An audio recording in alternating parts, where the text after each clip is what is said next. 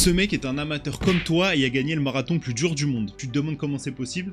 Ça tombe bien, je suis là, je vais tout expliquer. On est en 2018, la France est championne du monde de football et ce coureur japonais s'apprête à écrire une histoire de fou. S'il travaille dans une école de Tokyo au quotidien comme fonctionnaire, il est passionné de course à pied au point de faire 140 km par semaine comme ça, pour le kiff. Il y a des années où il participe même à 12 marathons par an, ça fait un par mois, je précise pour ceux qui étaient au fond de la classe là, en cours de maths. Mais lui, ce qu'il aime le plus, c'est courir dans le déluge. Il court le marathon de Boston, réputé comme l'un des plus durs du monde, et en 2018, la météo au départ, elle est apocalyptique. C'est la tempête au point que plusieurs coureurs professionnels abandonnent même avant le départ, mais Yuki, lui, il s'en fout. Il va se régaler, et il va tellement se régaler qu'il va remporter ce marathon devant tous les autres coureurs professionnels, alors qu'on le rappelle, il travaille 40 heures par semaine comme fonctionnaire dans une école à Tokyo. C'est important de le dire. Et après cette course où il remporte le bon chèque promis au gagnant de 150 000 $, il va prendre la décision qu'on attend tous depuis le début,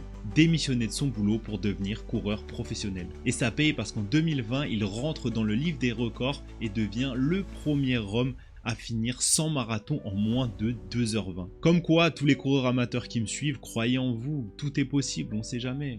Même s'il faut doser, tout le monde n'est pas Yuki.